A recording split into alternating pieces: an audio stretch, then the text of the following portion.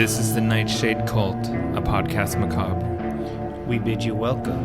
Enter freely and of your own will. I'm Nick Grimm. And I'm David Graves. And we will be your horror hosts for this dissection of Kenneth Branagh's 1994 Gothic horror, Mary Shelley's Frankenstein. Good evening. So, following up on Bram Stoker's Dracula, that was a big success. And so right away, the obvious choice, let's go for Frankenstein. Let's just greenlight all the old Universal movies, remakes. Yeah. Well, at least the things that are in the public domain, the books we can just get.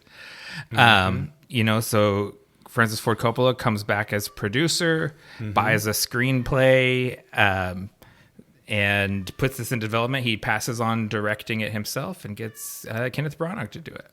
This is a movie that I had never seen before I watched it for this episode. Oh, really? Okay. I was never really a big Frankenstein guy. Yeah. The previews didn't move me. Yeah. And so I never saw it. So I'm glad I actually got around to seeing that. Oh, interesting. Yeah. This was, especially after Dracula, I'm a much bigger Frankenstein fan than I am a Dracula fan. And I was very excited for Frankenstein to get the same treatment as Dracula, and not to bury the lead, it doesn't quite live up to the expectations. Spoilers, it didn't get the same treatment. Yeah, Branagh tries. He swings hard, but it doesn't quite land the way Dracula did. Yeah, it didn't have the suspense. It didn't have the darkness. It felt a lot more like a bright movie, like just the tonally. That's interesting. Yeah, and we have the De Niro Frankenstein. Yeah. Every time I looked at him, I just saw Robert De Niro. Really? Okay. Yeah. That's interesting. I think maybe getting like a mega star for that role might have been a mistake, but I know they wanted to cash in like they did on Dracula with some big names. But, yeah. It was interesting that they chose De Niro for the monster. Yeah, or the creation. That's what they call him in the credits. I love De Niro's portrayal of the creation. It's one of the high points of the movie for me. Interesting. Him.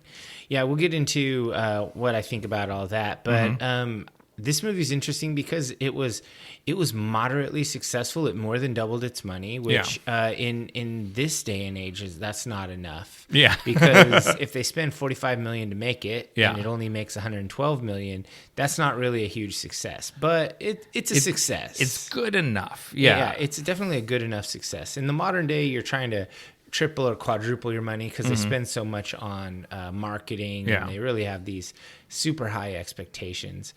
Interestingly, this was nominated for an Academy Award for Best Makeup and Hair, which is what Dracula won. Yeah, and it didn't win, but I think it's an appropriate nomination because the makeup is very good. Especially the Bride of Frankenstein. The makeup there was pretty convincing. Yeah, I really that's a part of the movie because that's a pretty big departure from the book. That was something I forgot happened in the movie, even though it is constantly sort of teased throughout the movie, like it's foreshadowed. I still was like, what? When we get there, even though I've seen this movie multiple times. Well, like knowing, helenabonhamcarter's roles throughout the years and stuff, she's a spooky girl. Yeah. And you knew if she was in there, something was going to happen. She wasn't just going to be the love interest. Right. It was going to be something a little more than that. It something was juicier. Be a twisted role of some kind, For sure. And I think we definitely got that. Yeah. Well, that's a kind of our preamble. Do you want to get into our grim tidings? Yeah. So I'll start off. Oh no, we're not. We will roll these dice. Yeah. I got a 5. 19. All right, you're on a roll. You're crushing it. The red die is really doing it for me. This black dice is gonna go to jail. Okay, so first up, a little movie news. This was reported by Deadline. Ketchup Entertainment picked up the rights to the latest Hellboy adaptation, Hellboy the Crooked Man, I saw that. Starring Jack Kesey. The thing that sets this apart from the 3 previous Hellboy adaptations is that Mike Mignola, the creator of Hellboy, is writing the screenplay for it. Oh, cool. And I got a little more information about it. It's set in 1950s rural Appalachia. Hellboy and a rookie BRPD agent are stranded in rural Appalachia in a small community that's haunted by witches and led by the Crooked Man. This it's scheduled to come out in May of next year with... wow, that soon? Yeah, it seems unlikely because it's in pre-production. It's not even... Well, and there's a strike. Yeah, a lot of these independent movies are getting waivers as long as they basically... meet the requirements that the Screen Actors Guild is asking for. Oh, they pay for this stuff and whatnot. Yeah, like if they basically act as though the contract they want is in place. Okay, they're getting waivers to do things. Well, so that's good. It might legitimately start filming soon, but it gives the good ones a way around the nonsense. Exactly, and it shames the big studios because the small studios are somehow managing to meet these the demands of the union, while Amazon and everyone just can't afford to pay. Oh yeah, they're just going broke. Yeah, very weird how that works. Yeah. All right, well, I have some fun merchandise news. This is a fairly new collab between Box Lunch and a bunch of horror movie franchises that they seem to have bought up a bunch of licenses for. Okay. And Box Lunch does, they do merch for various things, and they've got some new things like Beetlejuice hockey jersey, a Haddonfield Slashers baseball jersey, which from Friday the 13th. Okay. They've got a nice Chucky hockey jersey. They have a whole slew of things from the series Wednesday, like Nevermore Academy notebooks and like pajama bottoms and stuff, and all sorts of these fun horror themed clothes and knickknacks and bric-a-brac. What do you think about hockey jerseys? I've had to think about that. I was looking at it and I was like, that Beetlejuice jersey is pretty cool. Yeah. But I think I might look a little lame in a hockey jersey. I have a hoodie that has the hockey jersey lace up in the front. Yeah. And so it's like a hybrid thing. And that doesn't look comfy. That doesn't look right. bad. Yeah. I don't know. I mean, I've never had one on. They don't. That's kind of Kevin Smith style. Yeah, right? he's always wears the hockey jersey. That's like one of his go-to things. I think, and it's because you kind of disappear in it. I think he's got body issues and he likes to hide in a big baggy shirt, which I mean that's relatable, but. Yeah, I just don't know about hockey jerseys. I like the baseball one better. Like the Haddonfield Slashers baseball jersey is really cool because it's black and it says Haddonfield in small letters, and it just has like slashers in that cursive font. Yeah. And then down on the bottom, like in the corner where there'd be a logo, there's like a mask and crossed knives or something along that lines, and it looks really cool. Like I could definitely see wearing that. I used to really like as a teen, I liked baseball jerseys, so I could see wearing that. Yeah, okay. Yeah, I'm and into this. It's not just a baseball shirt with the different colored sleeves. Like it's the full on jersey. Like the button, material. Like the button up. Yeah. It's pretty cool. I saw this and I thought, these are pretty cool. I bet you there'd be some cultists out there that would be up for a cool jersey or maybe just some comfy Wednesday Addams style jammy pants. Now that is easy sell, actually. I always need more pajamas, especially because Lisa steals my pajamas regularly. So, all right. So my next piece of news is another movie news via the New York Times. The movie Poor Things, which is a gothic horror film directed by Yorgos Lanthimos, won the Golden Lion for Best Film at the 80th Venice International Film Festival. Interesting. So I want to see it. Yes. So this movie, it's still scheduled to release in December of this year. It's set in a partly fantastical 19th century Europe and follows the character. It's sort of a Frankenstein story. Emma Stone plays the character Bella, she's like resurrected by her father, who's the Dr. Frankenstein type character, played by Willem Dafoe. It also has Mark Ruffalo in it. These are some of three of my favorite actors basically working.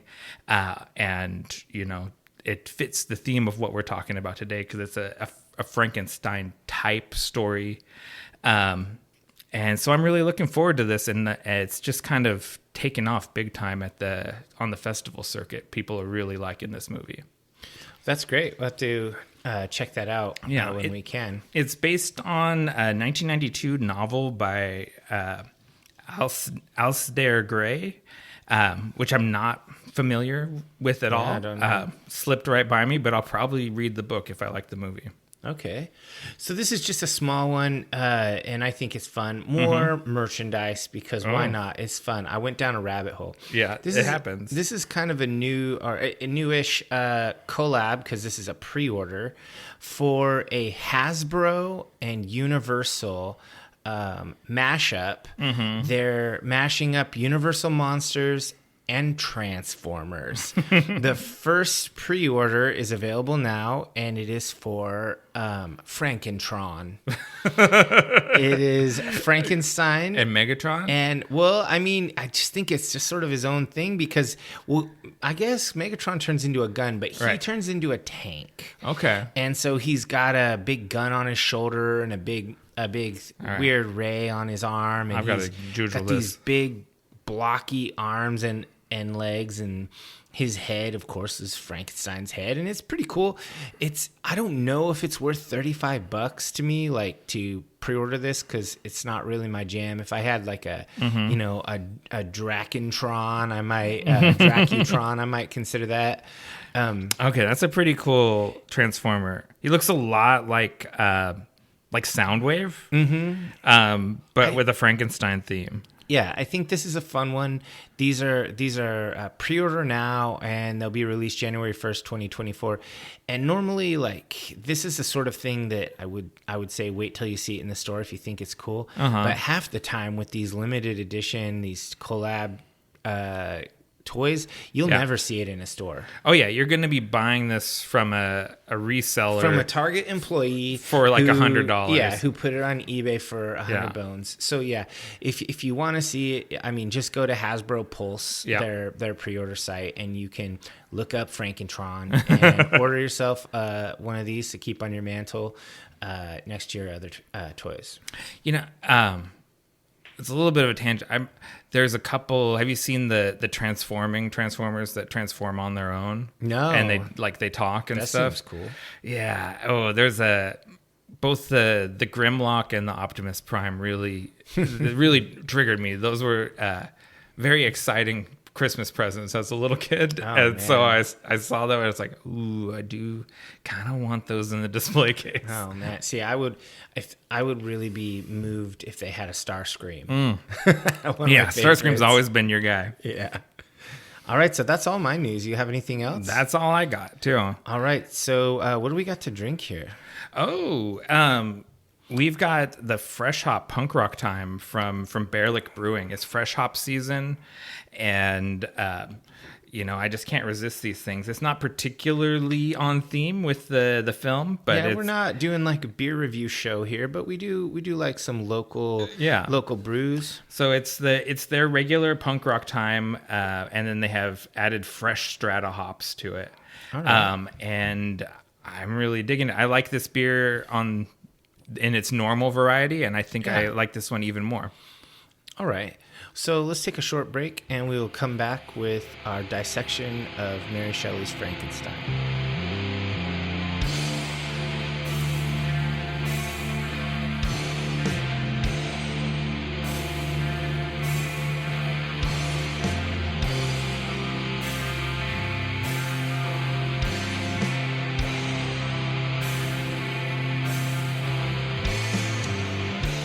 Welcome back, cultists.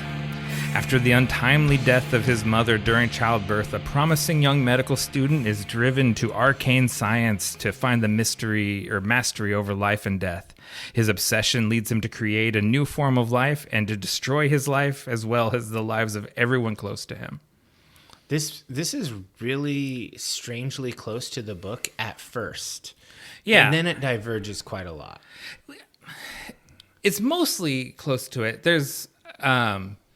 the framing sequence of the Arctic expedition is from the book. Yes. All of the prologue stuff with his mother dying that kind of drives him to on his quest, that is new. That's not in the book. Yeah, so some of it is creative license, and some of it feels like straight out of the book, because the original is the novel is it's kind of a slow burn also. It's meant to be like a almost like a psychological thriller. It's not meant to be like jump scare horror. That wasn't really the style. This is properly science fiction. Yeah, it is novel form. Yeah, often called the first science fiction novel, and it's really like almost like an intellectual battle between the two characters. The way the book is set up between Victor Frankenstein and his creation, and the movie follows that. But I feel like maybe Branagh felt that they needed to explain things more than the book does. The book leaves things quite ambiguous as far as how the creation is put together. That's not really discussed in the book. Why he's on this path to do this isn't really discussed on the book.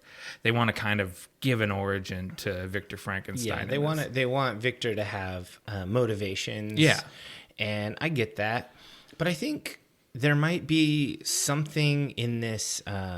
In the explaining that steals the mystery. Yeah. Makes it a little too transparent.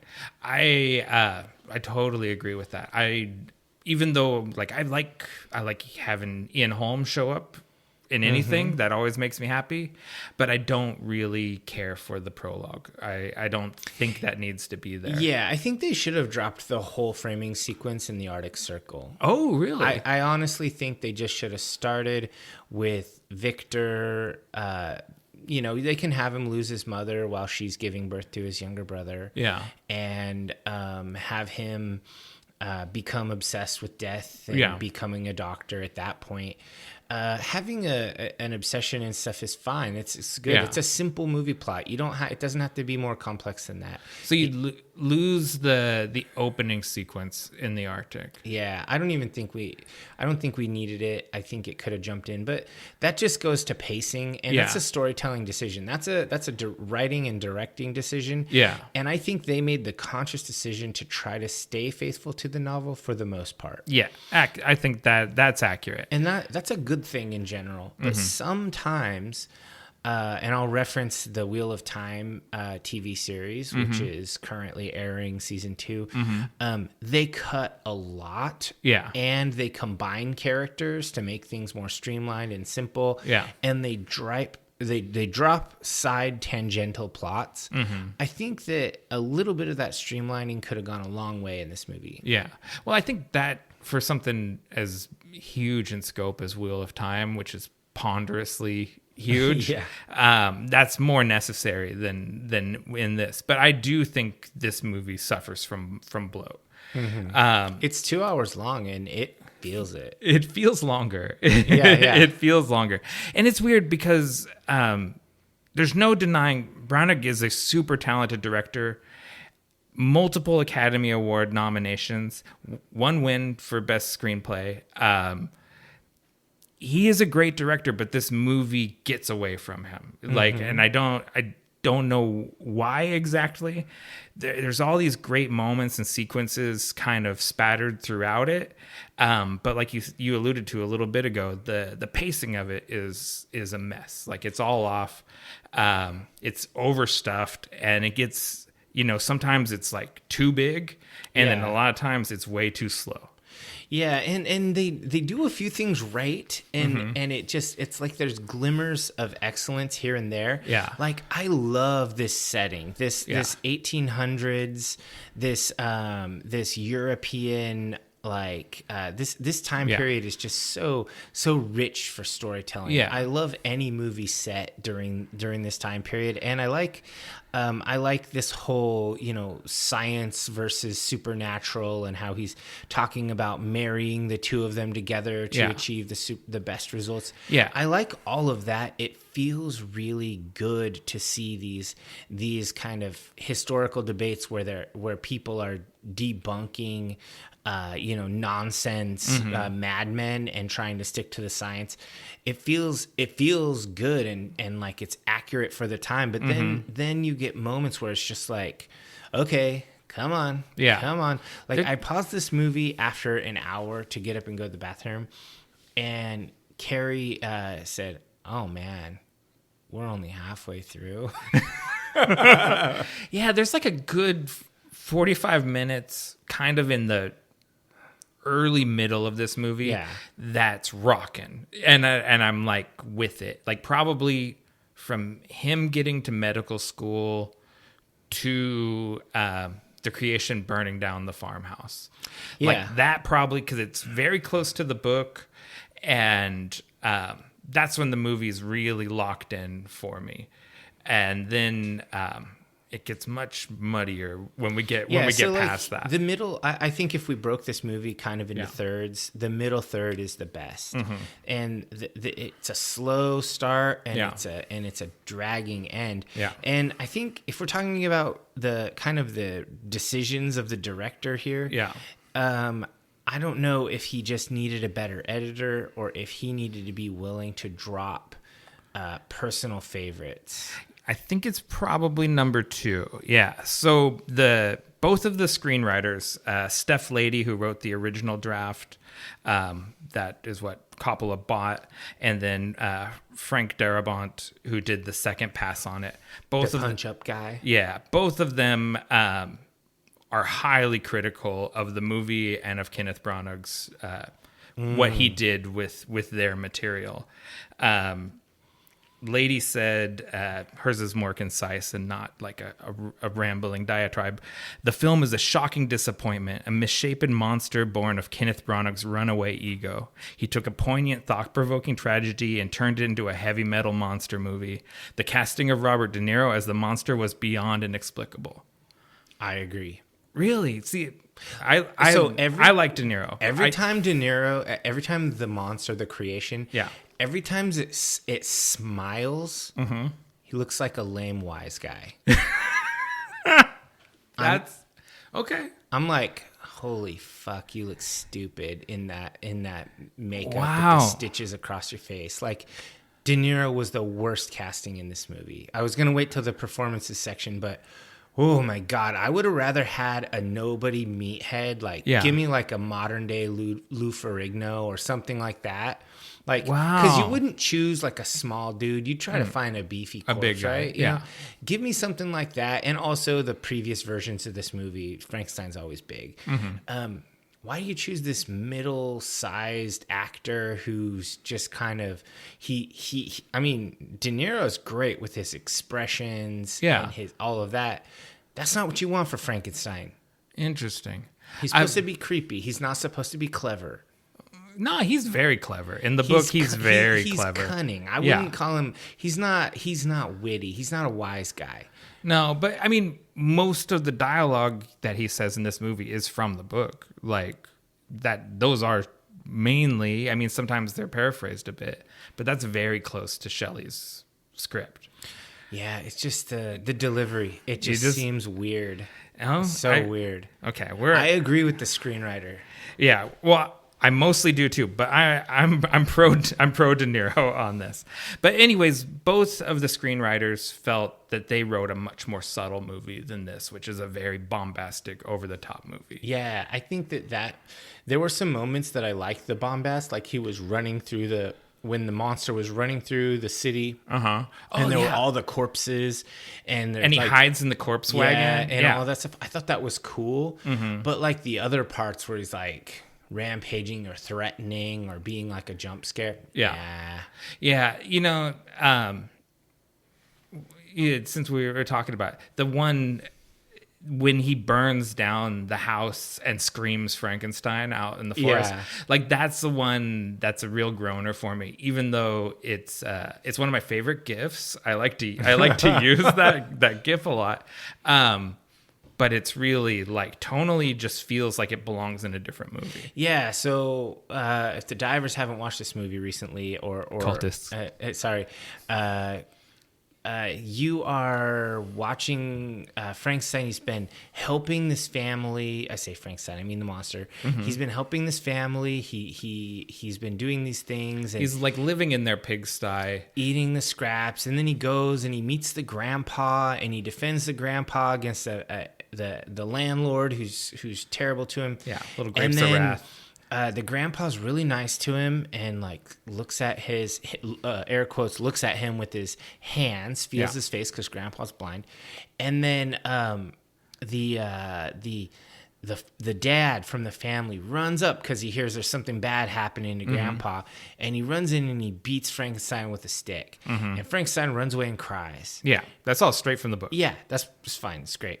And then he comes back and he burns the house, and then he yells, Frankenstein! And I was sitting there, laptop on my lap, and I just looked up at it and I said, stupid.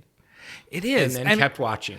And it's a shame because it goes straight from the pages of the book, and a scene that's really tender and tragic. Yeah, like I really liked how De Niro delivered the scene when he was crying after he got beat with the stick. Because he wasn't like beaten and battered, unable to continue. He was emotionally damaged because he cared about that family. Well, and he's like been taking care of them, and they gave him like Santa cookies and like... Yeah, because they think he's the spirit of the forest helping them out. Yeah.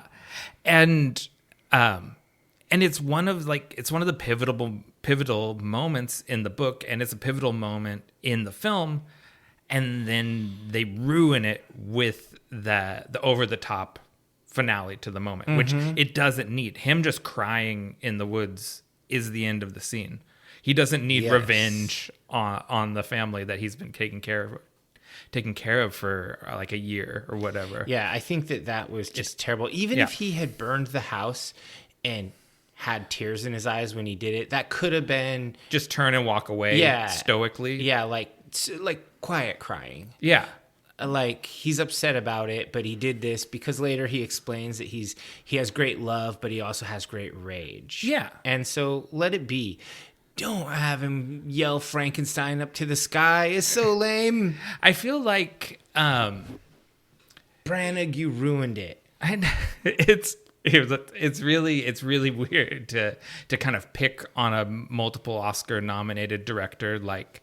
But this is earlier in his career, and you miss some. And we're armchair reviewers. Yeah. Well, it just always seems weird.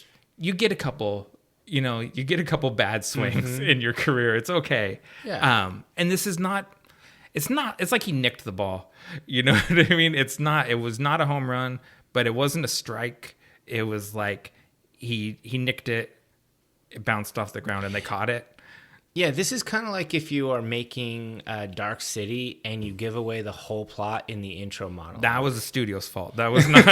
That's not on Alex Proyas. He didn't want to do that, and Kiefer Sutherland didn't want to read it. Okay. Yeah. So I think that if we're talking about the way the movie looked, if we want to move on to that. I think that it looked really good. Like, I love the Gothic imagery that it evokes. And I'm not saying like Gothic, like modern day Gothic. I'm talking like traditional European Gothic. Yes. It's really cool. Yeah. Roger Pratt's cinematography, his camera work, is one of the biggest redeeming factors of the movie. Mm-hmm. Except for the weird rotating shots that they do constantly where the camera spins around the room and makes you feel dizzy. It's like they watched that one Van Halen video and they just wanted to recreate it over and over again. I have a theory about it. Why round rooms, like the operating theater and the lecture hall and the ballroom in the Frankenstein manor, so that you can spin the camera in a circle around the round room. I think it has to do with Branagh's Shakespeare fixation. Some that comes out a lot in the dialogue. How he has them deliver it, almost lyrically. Yeah, and those, I mean, and then that works for me. Like, because it fits into the tone of the book. Romanticized idea of this time period. Yeah, and much of the book is a two-header of them almost debating with each other. Mm-hmm. You know, and it's like, why didn't you ever think about the consequences of what you were doing when you made me? Those sort of questions. Yeah. So anyways, tangent aside, Pratt's camera work is great. He does the Gothic expressionist lighting when we're in the operating theater, the lecture hall. Like these places are real oppressive and dark, in the cemetery and things like that. But then he goes out into the Swiss Alps and shoots these beautiful vistas too. And like you said, those are very bright, and the two marry, I think, really well with each other. Kind of the idyllic life that he had back home that he's abandoned for this life of grave robbing and pseudoscience and stuff. I really like how Pratt films that stuff. And there's a helicopter shot flying over the Alps while the creation trudges through the snow. Mm-hmm. Beautiful. Like, that's my big takeaway from the movie is that shot. Like, that's the thing that I keep thinking about. And like, nowadays you could do that with like with a drone on a drone. Yeah. It cost way more money in 1994 to go out to the Alps and not do it digitally, and to fly a helicopter. Probably it's a stunt man. It's probably not De Niro out there in the makeup. Yeah. That's fine. He can get a day off from his 12-hour makeup process. But it's just so gorgeous. So like, and they really filmed in the Swiss Alps, and that's something that just doesn't happen as much anymore. And I miss it, so I really appreciate it when I see it. Yeah, I totally agree. I feel like that there's a really great contrast between the brightness of the idyllic scenes of Victor's home. Yeah, it's like Sound of Music almost. Yeah, and then you get to the oppressive city. Like, almost everything in the city is dark. Yeah. And it's really, it sets the mood. And I really think that they did a good job with that in making you feel almost viscerally the difference between the locations. Yeah. And they're also, they did a great job with just sets in general. Like, all of the classrooms and stuff were really cool, but I really love the labs. Oh, like the lab of his attic mentor, laboratory. Yeah. And then his attic laboratory. Oh, yeah. It's so cool. Yeah. So Tim Harvey is the production designer, and these sets are incredible. Like, that is one of the coolest Frankenstein labs I think that we've had in a film probably ever. Oh, yeah. And it all feels real. Like, it feels like a real, turn of this 19th century urban European city. As dank and wet and probably stinking as that would be. Gross and just plagued. I loved how some of the sets, like the labs and stuff, they felt claustrophobic, even when they were giving like the inoculations to people. Like, everyone's just smashed together. It just feels there's so much clutter, and it's just utterly just jammed packed with things to look at and people wall to wall. It's just really great. It's no wonder cities were like ravaged with diseases and stuff, like the way that the people lived pressed on top of each other with no sanitation. I mean, if they just quarantined for 2 weeks to flatten the curve, everything would have been better. It did that at least the body of the creation was an anti-vaxxer. Yeah, for sure. It was like he died an anti-vaxxer and was resurrected an incel. So it's very topical for today. Yeah, pretty much. I mean, this guy would have been a Reddit super user. I say that as a user of Reddit, Cultists. If his handles, I hate Frankenstein. And I thought the costumes were amazing. I thought that everyone looked really good. I liked Victor's outfits a lot, and I liked Helena Bonham Carter's, whatever her character's name was. I thought that Elizabeth's outfits were awesome. Yeah. James Akeson is the costume designer. And it looks proper Gothic romance. Like, it looks straight off of a romance novel. Yeah, this reminds me, like, this would be like this era. This kind of is like a dark version of like a Jane Austen tale or something. Yeah, and it's just totally. It's awesome. It's everything I wanted it to be aesthetically. We're on the same page. It just looks so cool. And you already touched on the cinematography, but I just wanted to say, like, they do some things with the cameras that are intentionally done to make it feel like reality's distorting. Yeah. Like, there's it's almost like an expressionistic style. Yeah. And I thought that was cool. I like how they distort lenses or do these extreme close-ups and things just to make you feel off. Yeah. It makes you feel weird, the way that they have these kind of surreal images. Yeah. It's sort of it's a good way to visualize how anxiety feels and things like that. Yeah, totally. It's pretty great looking movie, I gotta say. Most of the time, yeah. I found some old, like, from the period interviews with Branagh and De Niro and Helena Bonham Carter, and Branagh was talking about that style, the Gothic romance style, and he used one of my favorite terms describing those stories, and he called it a bodice ripper. Nice. and it's like, we kind of needed more of that side of We needed this. more bodice ripping? Not necessarily ripping of bodice, but more of that sort of period drama, chamber romance thing. Yeah, like, because that's where the movie fails, I think, a lot of the time, is in that stuff. Like, the romance between Victor and Elizabeth it feels automatic. Like, he didn't earn it. Like, it just kind of happens. And I think if this was going to be a Gothic romance thing, if they're going to have that arc, Mr. Rochester, it really should be a little more romantic. If we're going to waste time on screen with things, don't give me Frankenstein yelling Frankenstein in front of a burning house. Give me a nuanced courtship in a fancy Swiss manner. Yeah, but they don't really have a courtship. They have that thing where this is sibling thing. Yeah, where this is your cousin / adoptive sister and is one of only two girls that you've ever known. And it is the one that you're blood related to, but it's not the servant girl, so it's the more class appropriate one for you to be interested in. And I hadn't thought of that till just now, how that breaks down. But it is weird. It's just, I don't like when he goes off to college, and they do the "How do brothers and sisters say goodbye?" Not like that. Like, in general, no, just a nice hug usually.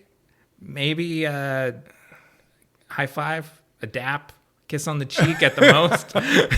Yeah, a hug with a pat on the back. Yeah, and be like, see you in 8 years when I'm done with school. Yeah. Probably it's only... See you never, loser. And then you move on. No, I definitely not like that. So, yeah. But they're not really siblings, but they do... until the point they get married, refer to each other as brother and sister, which always feels ick. Yeah, it's a little Lannister. Yeah.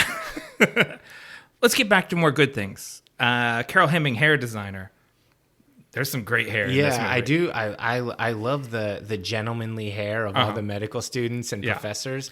Very cool. Kenneth Branagh has a Lionel mane of hair in this movie. He's quite hunky in this, like more hunky than he usually is in things, I feel like. Yeah, so it's hard for me to really... I kind of hate him, so I don't like him in this role that much. Like, I don't hate him, but what I'm saying is he was drinking his own Kool-Aid. Yes. Like, he put too much of himself on the screen. This shouldn't have been about Victor. Both Victor and Branagh are both drinking their own Kool-Aid. Yes. I don't like director star. I don't like that vibe. It changes because then they put too many of their own scenes. They're not willing to cut things.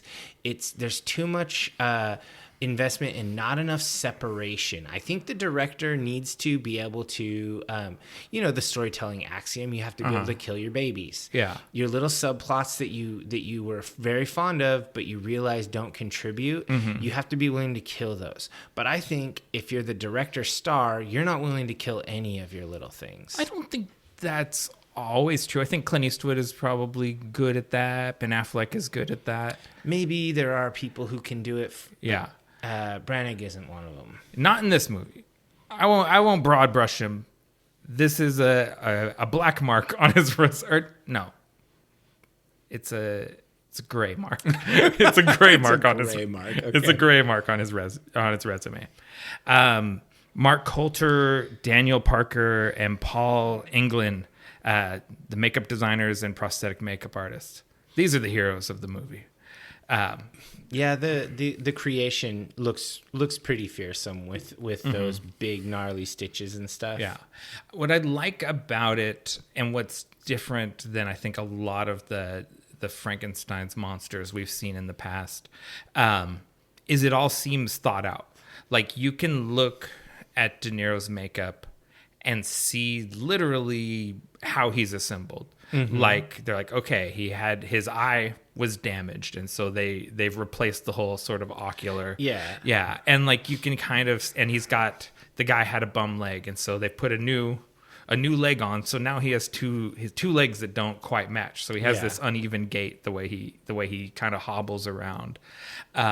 It's very considered and thought out in a way that I just don't think that usually it's just not a flat-topped head with bolts on the neck, and it's like there's never really an explanation for that, like why the classic Frankenstein had a flat head.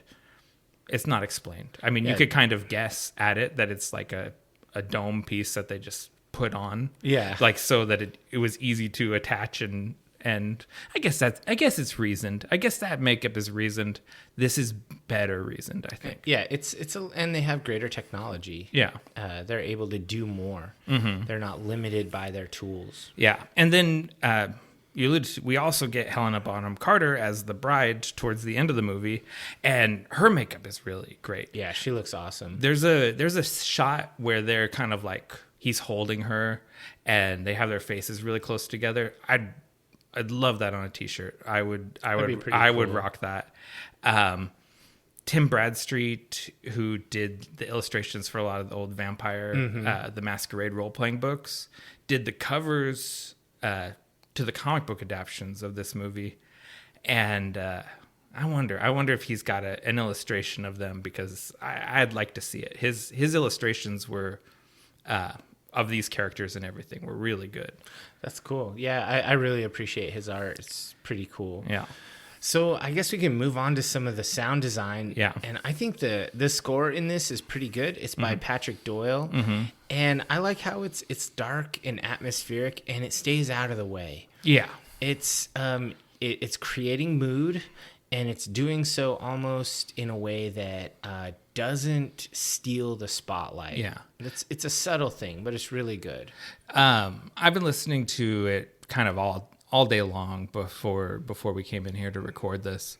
And Doyle's old school. Like, it's got this sort of the BPM of any given track is doing what your heart should be doing in the scene it's in. You know what I mean? Yeah. Like, it's sort of like the pace of the music is indicating what emotion you should be having while you're watching it. And oftentimes I think the music is doing a better job telling the story than the movie is. It's a strong score, I think. Yeah, I think it's cool. It uses really traditional instruments. Yeah, You've got a lot of brass in there, and I like the use of percussion. It creates a nice sense of unease. Yeah, and it's just super well done. It seems like the 90s version of a 1930s score, if that makes any sense. Yeah, there's some sound effects going on in here, but it's not super notable. They're very invisible. I mean, well, sound is invisible, but I mean, they don't steal the show, and I think that's exactly how it's supposed to be. Like, you shouldn't be like, wow, that howling wind sure sounds notable. It's true. It is always, I find the sound design one of the hardest things to ever discuss, because it's when it's really working well, you're hardly ever thinking about it. Yeah. Campbell Askew was the supervising sound editor, and I've got no complaints about his performance of his job.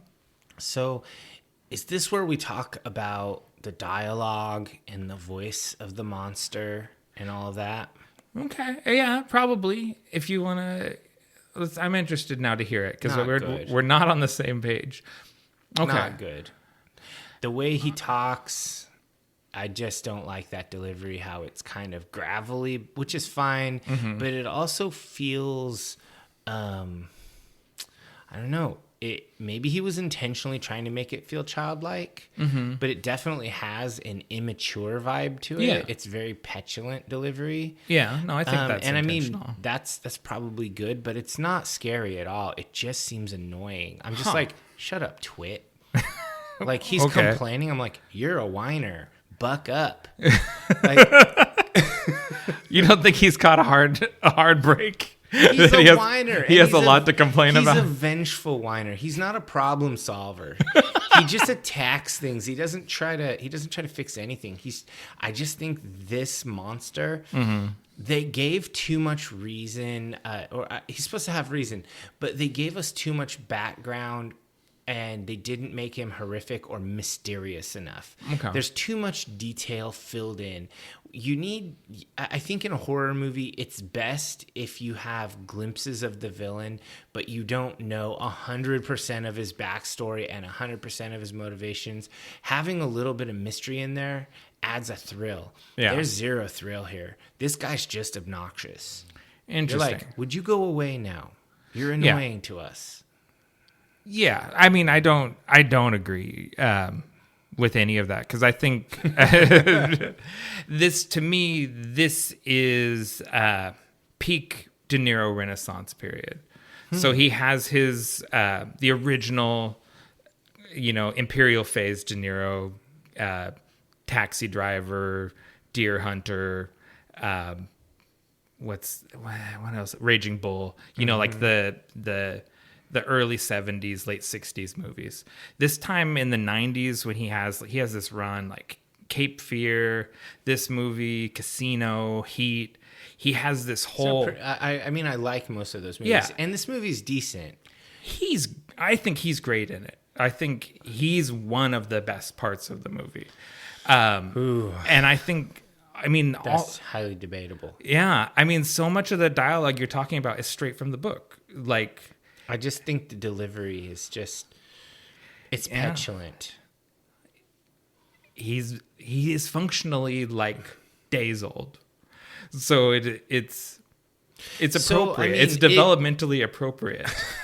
Okay, we can't be talking about human development with regards to these monsters that have adult brains and be logical about it. It's an adult brain that he is rediscovering, right? Like, that's how he describes it. As he's learning to speak, it's like he's remembering how to speak. But as a director, if you're a storyteller, do you want a petulant, whiny monster? Or do you want a scary monster? Or do you want...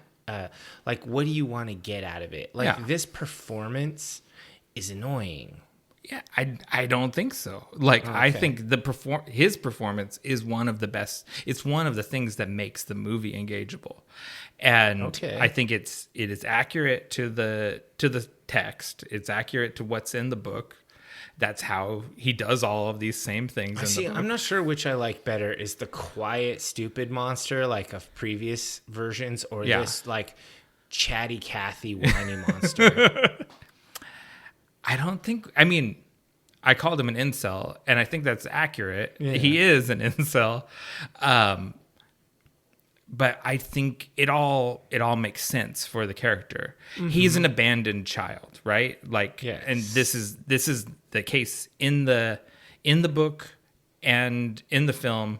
Victor is driven beyond all reason to create this thing, and as soon as he's done it, he has that moment, that post moment of clarity thing where he goes, "Oh, I've made a great mistake," and then when he passes out and wakes up the next day and the monster's gone, he's just like, "Well, no problem anymore." It's like, sweet. Yeah, he says, "I guess I'll go home, I'll get married, and my life will be great from now on, and I'll just forget I made that abomination, and it will never come back to haunt me." And that's exactly the way it is in the book, and that's how they show it in the movie. Yeah, and I think that makes sense. It all is logical. I just don't like the performance. I don't like the performance. I think it's not frightening in any way. Yeah. It's not really horror to me. Huh. It's like science fiction annoying. Like, I don't know. I mean, this will not make it look better by making the comparison to Roy Batty. Okay. But it is the same sort of thing. But Roy Batty is way more menacing than this. That performance, Rutger Hauer crushes De Niro. Performance to performance. He does. I knew, but he's menacing. Like, but he's sinister. Yeah, but there is still that sort of that childlike quality to it. I agree. And I mean, Rutger Hauer does it better. I'm not denying that, but I think that is inherent to the Frankenstein character, the monster or the creation. And yeah, we're not on the same page. It's all right that we disagree. Yeah. So how about Kenneth Branagh as Victor Frankenstein?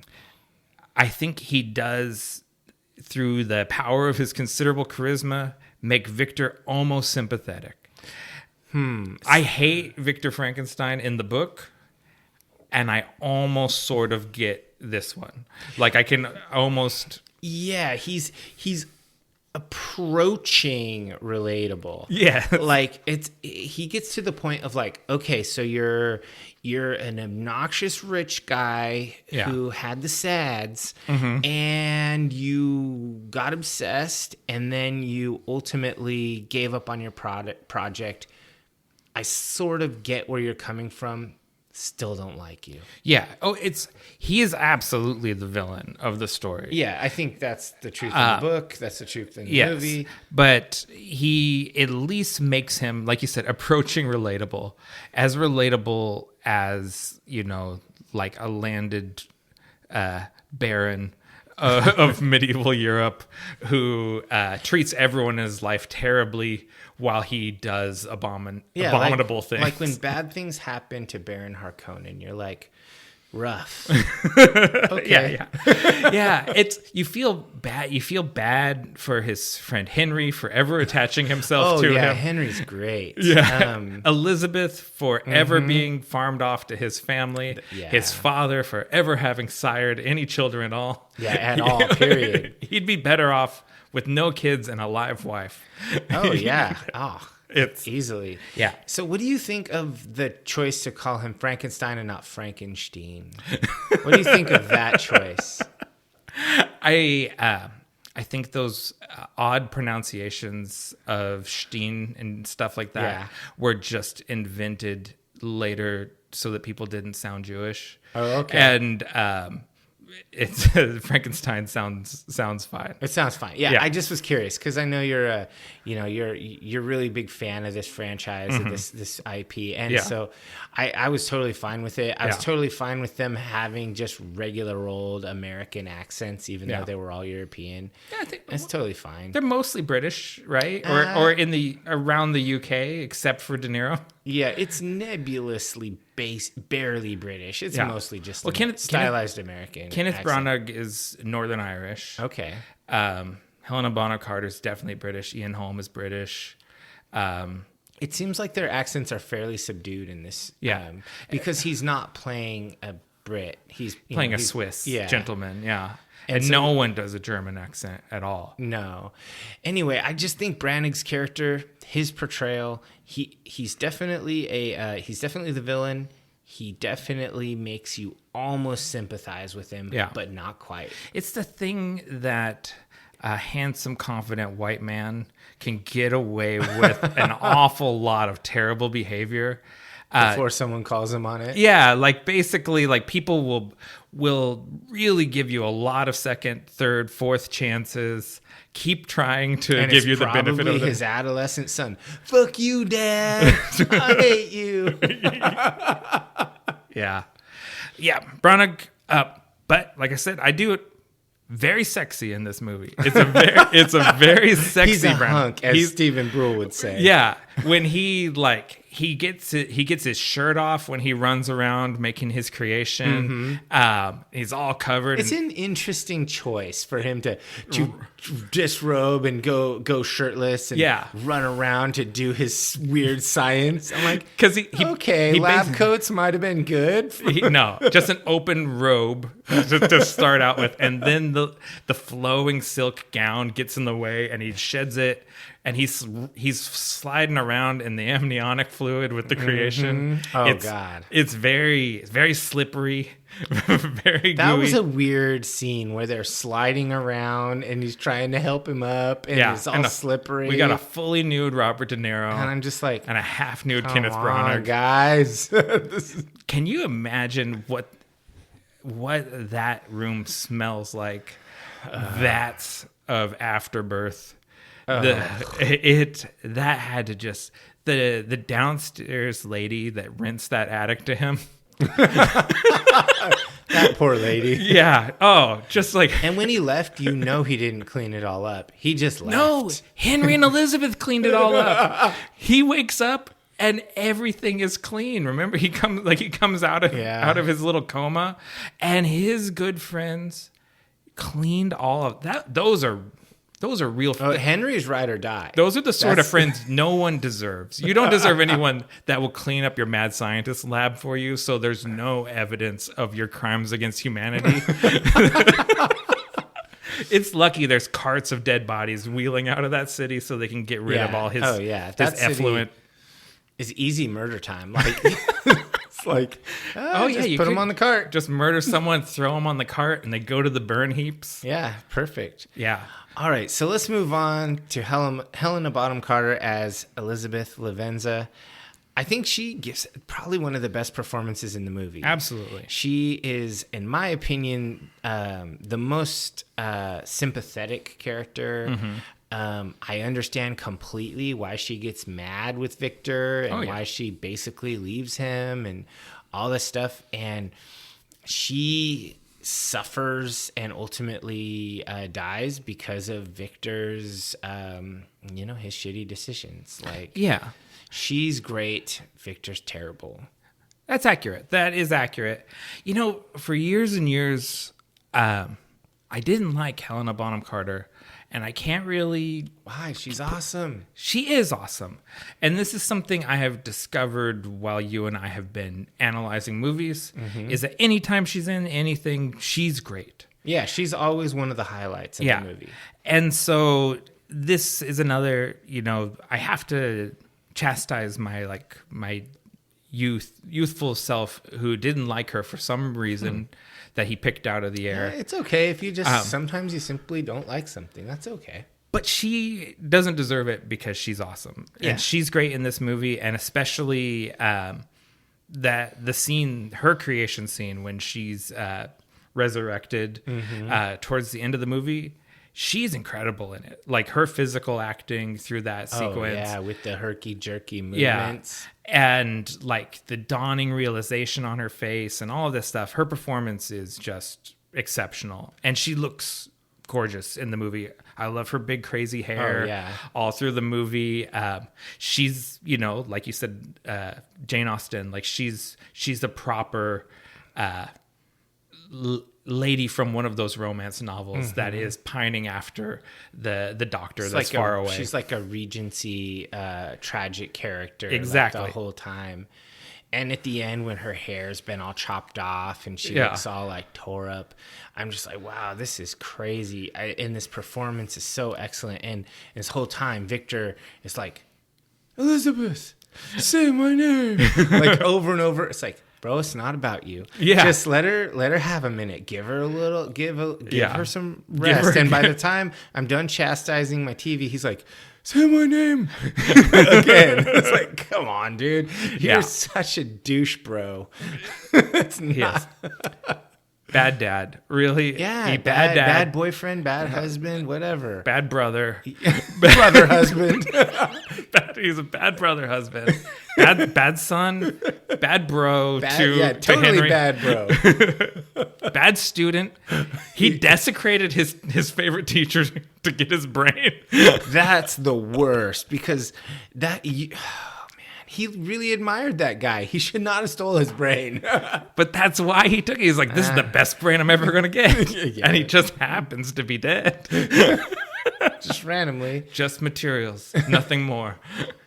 Yeah, that's so she's awesome. And then the last performance on my list is Tom Hulce or Hulsey? I think Hulse, yeah. Hulse as Henry Clerval. Yeah. And he's awesome. Like the character is so likable. He's a friend that Victor doesn't deserve because he treats Victor treats him badly. Like he tries to give him the brush off lots of times, and it's like, dude, why are you so nice to this guy? I don't know. Too good. He's too good. The only thing about Tom Hulce as Henry Clerval is the age. He's so old to be playing a college student. Well, he played a college student in Animal House 16 years before this movie when he was age appropriate for it. So I think that is I think that's excusable in this kind of period piece when going to medical school is a thing that noble families will pay for. You don't always have to go to school right when you're a young person, especially if you're doing other things for your family. Yeah. I think that him going to medical school as a 30-year-old or something. Yeah. It might make sense. And I think he's believable at that age. Sure. Okay. That makes sense in the time period. Okay. Especially if he's never got married, so the families had to make different plans. Oh, I guess you're going to go become a doctor, something respectable. Yeah, that actually makes a lot of sense if you think about it like that, where he had a long fucking around period because he's not the best student and everything. Yeah, he talks about how he's trying to pass anatomy so he can go home and make his family proud. And he's probably been there a little too long. Yeah, his family's probably tired of paying his tuition. Yeah, that all makes sense. He's a super senior. I do have a few more people. All right. Ianholm as Baron Alphonse Frankenstein. He's pretty good. I love Ianholm. As my dear Bilbo. I'm just anytime I see him, he makes my heart sing. And he doesn't have a lot to work with, but he's like Helena Bonham Carter in that he makes the most out of anything he's in. Yeah. And he injects Alphonse with so much like pathos. He's this happy father figure at the beginning, and then he loses his wife, and he's sort of like his life is mired a tragedy, but then he has these two sons and this adopted daughter that he's proud of, and he kind of finds joy again. And then the young son dies, and then by the time the creation comes and kills him, he looks like relieved. Well, he's laying there in his bed, and the monster comes and kills him, and so like he has a great arc in this movie in his little scenes. The monster killed his grandfather. Yeah, he kills so many people. I wonder if there's a deleted scene where he kills Henry, because Henry gets it in the book. And you never... I just think you have to cut some things, and there's no way that Branagh's cutting one of his own scenes. Right? He's like, that was a good scene for Henry, but not a lot of Frankenstein in that one. So that's out of there, yeah. Johncleese as Professor Waldman. He's completely unrecognizable in this. Yeah, like, I literally didn't know. Johncleese. When I'm reading the credits, and I'm like, no, that's not Johncleese from Monty Python. but it is. Interesting. And it's a dramatic role. Yeah. And it's really serious. And it's really good. Like, he's the guy, he's already gone most of the way down the road that Victor's going to go down, saw where it was leading, turned around and came back. Yeah, and he's like, oh no, I abandoned necromancy long ago. I'm all about just life magic now. Yeah. And he's really trying. And then this young guy comes in and is like, just let me read all your forbidden notes. I just want to I think we can go beyond making a dead frog dance and get to some really interesting stuff. Mm-hmm. And so Johncleese is great. And Aidanquinn as Captain Robert Walton, kind of doing a light Ahab. Yeah. Not great. I wanted all that cut. So yeah, he's a good actor, and I don't think any of those scenes really work well for whatever reason. The bookends of this movie in the Arctic Circle should have just been cut. Yeah, and then that's the last person I had anything written about. Yeah, I mean, there are some really good performances in here and some ultimately forgettable performances in this movie. It's one of those things. It's a mixed bag. Yeah, it really is. So how about you? What was your personal highlight? My personal highlight, we've talked about it, the scene already a little bit, and so I kind of pumped the brakes because I want to talk about it more here, and that's Elizabeth's resurrection and subsequent suicide That's a scene. really good one. It is an incredible scene. She's so good in it.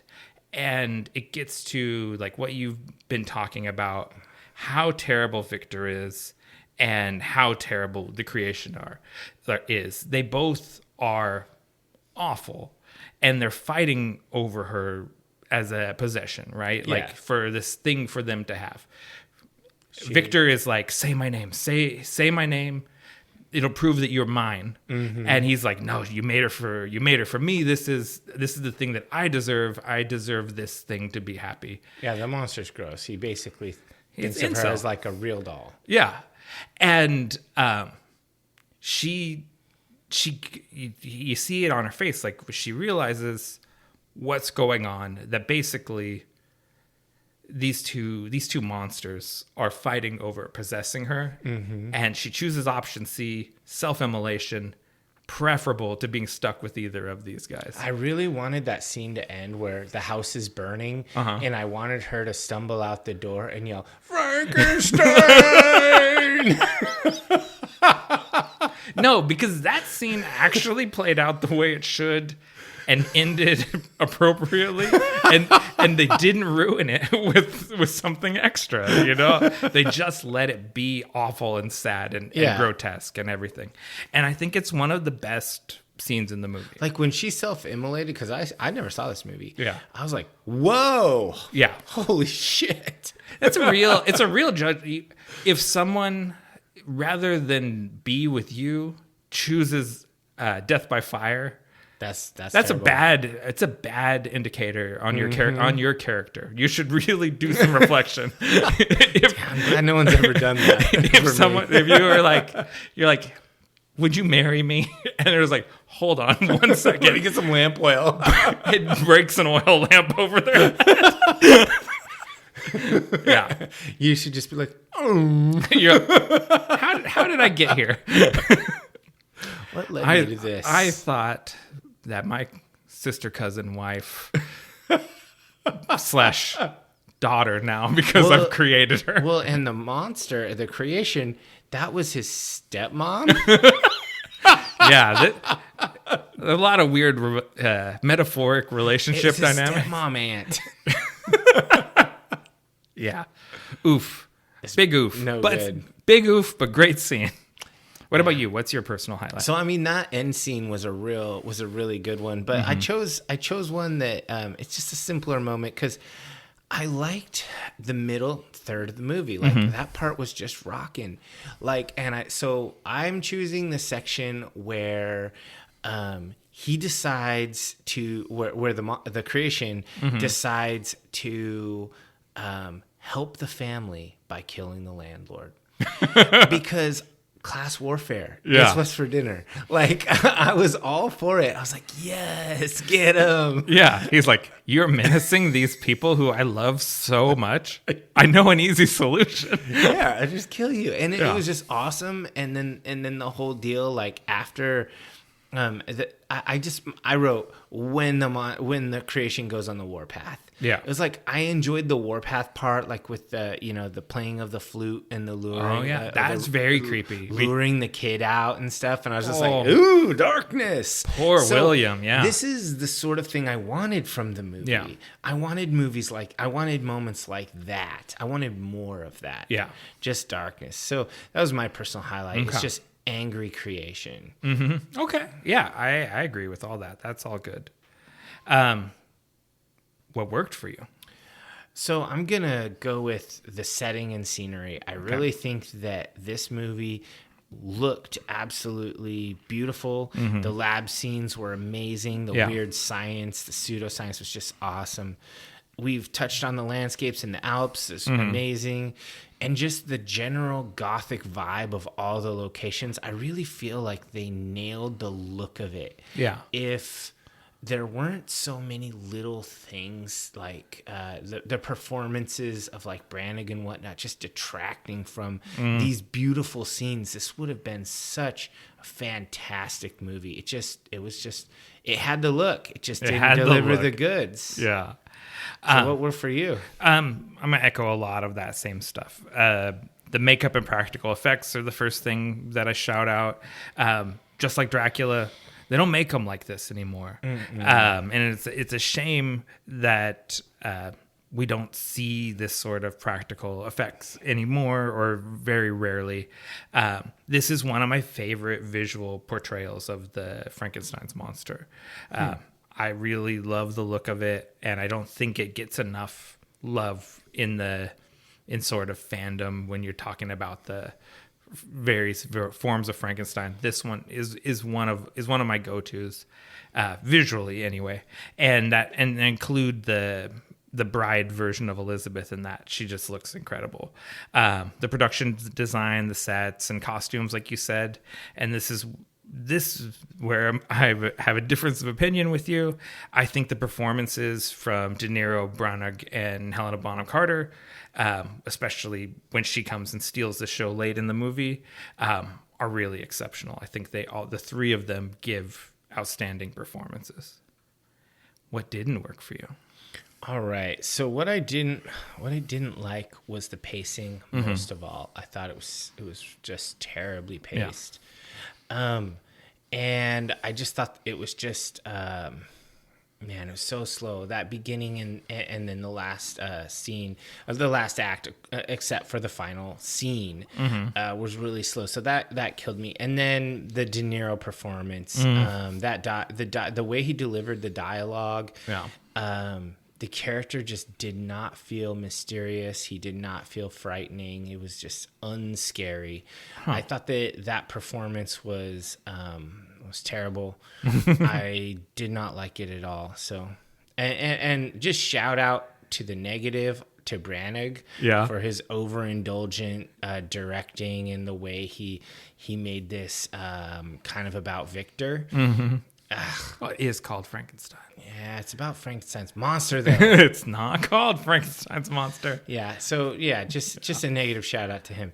So what didn't work for you? I think the movie is at its strongest when it is hewing closely to the book, and it is at its weakest when it is straying from it, and when it is adding in an unnecessary prologue or the Justine subplot that really doesn't need to be there. There's sort of this undeveloped love triangle that it's completely basically nothing. It's basically nothing, and there's no reason for it to be there just so Justine can be a dead body at some point in the story. It's just stuff like that, stuff that's added in that doesn't bring anything to it's added in, and it is just bulk. It's just fat on the meal. It doesn't bring anything necessary to the story. And then the over the topness of it sometimes it's way too over the top. And then other times, like we said before, it bogs down and gets super, super sluggish. So it's just that sense. It's like all over the place. And oftentimes not on the road. It goes off on weird tangents. Yeah, this is a weird one. It's just tough. So, final thoughts and rating. My final thoughts is that this movie has it has beautiful moments, but it also has about 35 minutes worth of cuttable material. Yeah. And so it's tough. I'm really divided on what to give this movie. Because I think there are moments of 4 and moments of 2. So I'm just going to give it a 3. That is exactly where I am on it too. And I think there's some 4-star performances. Helena Bonham Carter is a 4 to 5-star performance. Yeah. So there's it's one of those things. There's enough here that it gets a real soft 3 out of me. Roger Ebert gave it 2.5 out of 4 stars. Yeah. And basically, if you read his review, he says there's moments that he loves in the movie, and then there's just a lot of stuff that he doesn't like at all. And he's like, it's right on the edge of a recommend because the good parts are so good. Yeah, and I think that 3 is kind of a qualified recommend. Yeah.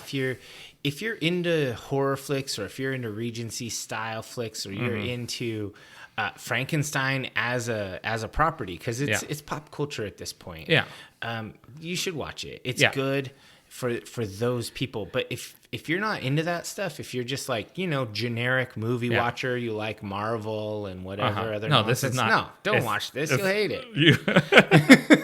Yeah, you should watch Kenneth Branagh's Thor. You'll like that a lot more. Yeah, for sure. And it also has a great Patrick-Doyle score. So this got 6.3 out of 10 on IMDb. So that's a 3, and it got 42% on Rotten Tomatoes, which is a 2. Yeah. So that's where we're at. We're in that 2.5, soft 3. Strong It's kind of sad because I wanted this to be amazing. I'd never seen it. Yeah. And I wanted it to be the Frankenstein version of Bram Stoker's Dracula, which I loved. Yeah. It tried. It tried hard. They needed a different director. Coppola needed to do this himself, starring Branagh. And a more seasoned Kenneth Branagh would have probably done a better job on this too. Yeah, probably. But this is hot, young Kenneth Branagh. Literally and figuratively. Hot in career, hot in body. It did not occur to me that this guy is a hot hunk. I thought when I was watching it, I was like, this reminds me of The Highlander, where they cast a very average-looking man. Sure, he's fit and all of that, but everybody in Hollywood's fit. But it's not remarkable. Not a remarkable physique. I thought he was like Christopher Lambert. I was like, okay. Yeah, he's all right. I mean, you're not gonna write home about him. He's not Dolph Lundgren. I don't know. Elizabeth felt differently. Elizabeth wrote all about him. Yeah, that's true. And so did Justine. Poor Justine. Actually, we haven't talked. Justine dies on no evidence at all. Just gets killed by a lynch mob. And it's one of the fastest lynch mobs. Just remarkable. Those people were very desensitized to death. Just that mere allegation that this lady had killed a little boy that she was charged with looking after. I know. And they hanged her in the public square. It's like, I found the killer. On what? She had his toy or whatever with it. Yeah, but she was his caretaker, of course. Yeah. What if she found it in the woods while she was looking for him? Boy, that mob worked fast. Those European villages, that's not a place you want to get caught out anywhere. Those guys are jerks. Well, let's take a break and come back with The Vault of Darkness.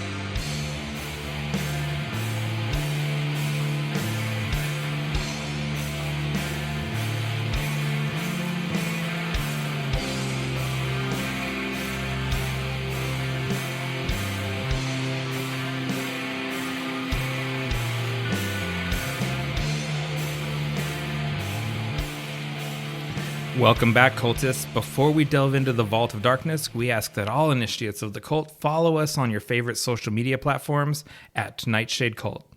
If you've enjoyed this content, help us grow the cult by sharing it with like-minded people and leave us a review wherever you listen.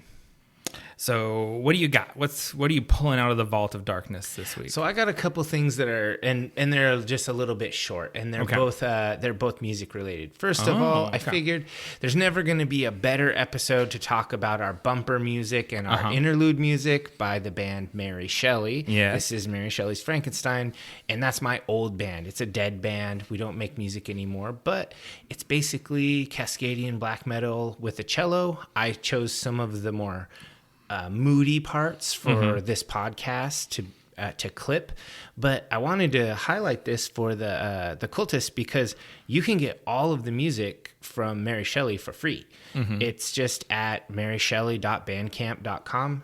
Free downloads. There's 2 albums. There's about an hour worth of material there, and I like it. It's pretty good for the genre. And I figured, if you like this podcast and you want to get some of this stuff, it's $0 to add to your PDFs or MP3s, or it's on YouTube and stuff too, if that's your favorite. What's that Mary Shelley tape selling for on Discogs these days? Oh, I don't know, but the good one is In the Shadow of the Mountain. That was the full length. Okay, I'll look that up. So we got that. That's the first one, and then the second one. I was really racking my head. What am I gonna pull out of the vault that's Frankenstein related? Yeah, I mean, because the last one was so easy. Vampire related. I love vampires. Yeah. This one, I don't really have a lot of Frankenstein, but I do have one beloved Frankenstein in my pantheon of pop culture heroes, and that would, of course, be Doyle, Wolfgang von Frankenstein. Okay, yeah. So I'm just going to recommend my 2 favorite albums from Doyle's discography. Okay. I went on there and I looked through everything he's been on, and I thought about it. What do I like the best? So I went one early career and one mid to late. Okay. I'm going to go with Walk Among Us from the Misfits, 1982 controversial classic. I almost... Oh, no. I'm thinking of the song Walk Among... The album Walk Among Us. That's not a controversial choice. It's only 25 minutes long. It's classic. Like, every song on here is a killer. I love that album and so much. This is my favorite Misfits album, probably. I mean, I really like Earth AD, but this is the one. If I had to pick one, you go with Walk Among Us. So check that out if you want that kind of melodic sing-along pop punk. And more melodic sing-along pop punk, I'm going to go with the Graves era Misfits and go with American Psycho. That's the controversial choice. Yeah, that's a controversial choice. I mean, because nobody likes Michael Graves. He's an asshole, the singer. But this is a celebration of Doyle. The guitar playing on this album is excellent. It's really kind of the first time that he gets let off his chain to really shred leads and melodies and like these cool like riffy guitar parts, and Doyle kills it on American Psycho. Some of these songs I still really, really enjoy, like to this day. What's that little bridge on Mars Attacks? It's like, it's like, it's so good. Yeah, it's just a great album. So I just wanted to call out my favorite Frankenstein and 2 albums he played on, as well as Mary Shelley for our podcast music. So what do you got? What are you pulling out of the vault? I'm going to, I don't like to evangelize for things, but one rare exception is this is one of my favorite graphic novels of all time, and it's called Doc Frankenstein, the Postmodern Prometheus, and it's written by the Wachowskis and illustrated by Steve Scroshy. Of course, the Wachowskis are, the Matrix, the creators of the Matrix, and Steve Scroshy was the storyboard artist of the Matrix, and one of the key sort of visual creators. If only they had made this movie. Well, they made a really great Frankenstein story. Okay. So it came out of the back offices of while they were making the Matrix, they were also sort of brainstorming this comic book, and it is in print. For the whole thing is available as one hardcover, including the final issue of the series that. Or actually more than a final issue. It's 64 pages that never saw print. So there's the whole 1 through 6 original miniseries that came out as monthly quote unquote, came out sporadically while in between Matrix movies, and then all of the completion of the story that came out much after the fact. And just like and there's a collected omnibus. There's a collected, hardcover. It's gorgeous. And I love this book so much. Essentially, the premise is in the 2 centuries that have passed since the end of the Frankenstein novel, Doc Frankenstein has almost become, he's like a pulp hero, sort of. And this is the monster. That's the name he's adopted for himself, is Doc Frankenstein. Okay. And he's kind of fought against monsters and supernatural threats, and he's amassed this sort of like this fortune, and he's this sort of hero. And God, what do they call it? The Sacrosanct, which is sort of this militant Catholic Church sort of organization, declares war on him because he's an affront to God. Okay. And the graphic novel is about this conflict between him and the Sacrosanct, this sort of religious army. And it gets into, like they said, it's the postmodern Prometheus, whereas Mary Shelley's Frankenstein was the modern Prometheus. Yeah. So it's this sort of deconstruction of religion and how religion conflicts with science, and it's like big pulpy comic booky fun, but it's got real deep subtext to it, like in the same way that The Matrix does. And I couldn't be a bigger fan of this. Well, that's a pretty glowing recommendation. Yeah. So, Doc Frankenstein, the Messiah of science. I definitely recommend this. It's still in print and very available on Amazon and everything, and so people should look this up. There's maybe it was issue 5, I think, The Blasphemous Origin of God. Whoa. One of my favorite single issues of a comic book series ever, of all time. That's controversial, there. Oh yeah, it's very. It is. The Blasphemous Origin of God is very controversial, but I love it. That's what I'm here for. All right. We'd like to thank you for joining the Nightshade Cult. Until we meet again, we're wishing you unpleasant dreams.